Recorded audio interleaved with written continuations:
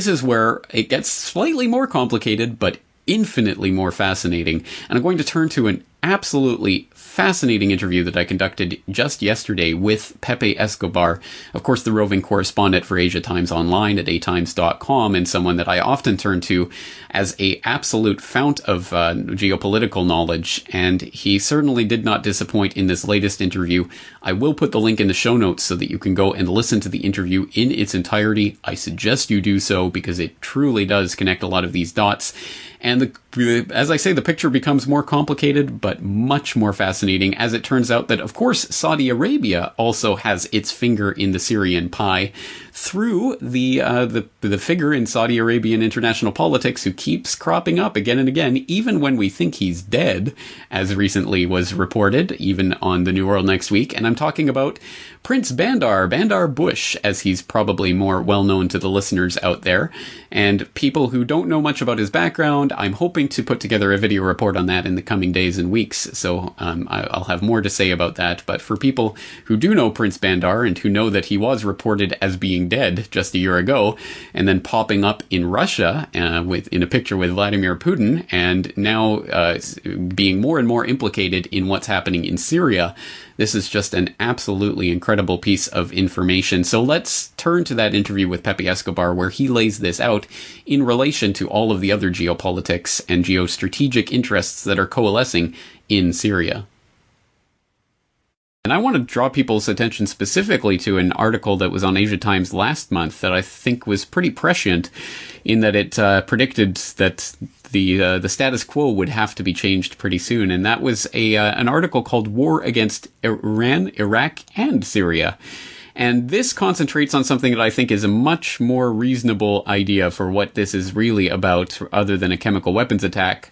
And that is the pipelines. As we've talked about on this program before, a lot of this comes down to the pipeline politics that is increasingly hardwiring geopolitical relations onto the grand chessboard. And this is no exception, with a memorandum of understanding having recently been signed between Iran, Iraq, and Syria for a new gas pipeline that really could potentially change the game if it was allowed to proceed. Let's tell people about this pipeline and this memorandum of understanding that was just signed. Okay, this is absolutely essential. It's the Iran-Iraq-Syria pipeline, which even in some parts of the Middle East, they call it, with a little bit of sense of humor, in fact, the Islamic pipeline. Not exactly, right? But this is absolutely essential for two reasons. One, it bypasses two of the nations who are absolutely keen on regime change in Syria, Turkey and Qatar. The whole thing with Qatar, as we all know, changed completely for the past few weeks, in fact, for the past 2 months. Don't forget that until 2 months ago, Qatar was being hailed all over, not only in the Middle East, but even some parts of Europe and in DC, as the next mini superpower. They were everywhere. Their foreign policy was everywhere. Their cash was everywhere. They were buying everything legally, like real estate in London and Paris, and illegally, like mercenaries all over the Middle East to fight in Syria. But then the emir is gone. He deposes himself, which is a story that is absolutely impossible to confirm with any official sources in Doha. But we can get around it. We can talk to people in Iraq. We can talk to people in the Emirates, traveling Saudis, you name it. And the picture is that essentially he was invited to depose himself because of Saudi pressure. This Saudi pressure was applied by Bandar Bush, Bandar bin Sultan, former ambassador in Washington, the capo of the al-Qapi in the Afghan jihad in the 1980s, very close to the Bush family and the Carlyle group. We all know the story. So Bandar Bush was not dead. We thought that he had been dead for a year. We all remember that, since that attempt against him in July 2012. He resurfaced 1 year later, and his first photo 1 year later is shaking the hands of Vladimir Putin in Moscow. This is a story that I think a lot of people are already familiar with. The famous 4-hour and something meeting between Bandar and Putin, where essentially Bandar was trying to sell to Putin the idea that if you start opposing a UN resolution, a UN Security Council resolution, and he backed off in terms of supporting Assad, well, the Saudis would start buying, for starters, $15 billion in Russian weapons, with more contracts following. They would not interfere with, very important, pipelines, with Russian pipelines going to Europe, which means basically the Nord Stream and the South Stream. So, which is ridiculous. And Putin already said that to Bandar straight away. Look, we don't have a problem with that unless you sabotage our pipelines, right? And obviously, after 4.5 hours, when he was not getting what he wanted, which was Putin's okay, Assad is toast, he said, and this is quoted verbatim from the leak. The leak was from a Russian diplomat. You went to, very funny, you went to an Arabic newspaper first, Al Safir in Lebanon, then it was translated into English, and then it was circulating all over. It's a completely crazy story. But it makes sense, portions of the dialogue make sense completely, considering the way Bandar articulates himself and Putin's responses as well. Bandar, in the end, to sum it all up, he said, look, there's going to be a problem for you with the Sochi Olympics. I'm going to release the jihadis that we control. He said blatantly, we control all these Chechens.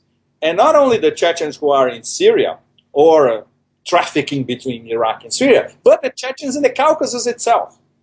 And Bandar says explicitly, we run all these people, just like he ran 98% of the Mujahideen in the 80s in Afghanistan. So, on the other hand, they had an agreement on Egypt, because Putin is very much afraid of the Muslim Brotherhood, all over, supported by Qatar, obviously. So getting rid of the Muslim Brotherhood in Egypt was okay for Russia. But this Assad business, forget it. The pipeline business, completely stupid, because Russia is in control of all this. They have strategic partnership with Germany. They're building Nord Stream and the South Stream. There's no way the Saudis are going to interfere with that. And they don't even have gas to sell to Europe. Qatar has gas to sell to Europe.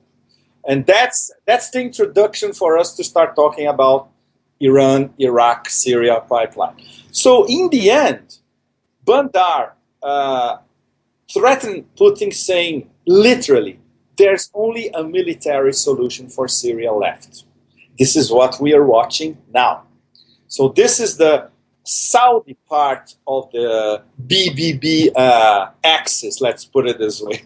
Bandar, Bibi, and Barack Obama. It's the 3B axis, in fact. And this joke is, by the way, circulating all over the Middle East already, you know. So, so what happened with Qatar? So, with Bandar pushing, pressing especially, the Obama administration, telling, look, Qatar, it's ridiculous. In a phone call, he actually said, Qatar is 300 people at the TV station, which is not very far from the truth. You know, I go to Qatar every year, and that's it. And the people that I talk to, that I get information from, are Egyptian documentary filmmakers, Somali guards. Never anybody from the government is going to ask me my questions. Never. Oh, answer my question. Never. So anyway, Bandar impressed to the Obama administration. Look, I am in charge now. King Abdullah told me that I have free hand in Syria. I'm the director of Saudi intelligence. I'm going to run this whole show, and I don't want these upstarts from Qatar. They have to be out. This explains why the Syrian National Council, or Council from Above, all the name that they have this week, with the guy that is in charge this week before he resigns. We don't even know who these people are anymore. These are out of the picture. So now it's Bandar running the show. This explains a lot of what's going on now, including the possibility of a false flag.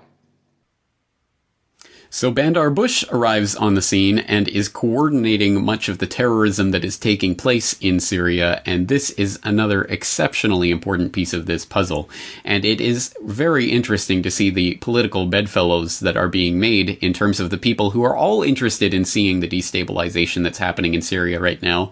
US, Israel, Qatar, Turkey, Saudi Arabia, all of them with their fingers in this pie. So it is a confusing and complex geopolitical situation But at the end of the day, it's not difficult to see all of these players' interests in making sure that Syria is destabilized, in making sure that Assad and his government does not ultimately last, and that Syria does not necessarily become a Sunni majority tyranny, but that at the very least it gets divided and moved into this ongoing sectarian struggle, regardless of who's nominally in government there.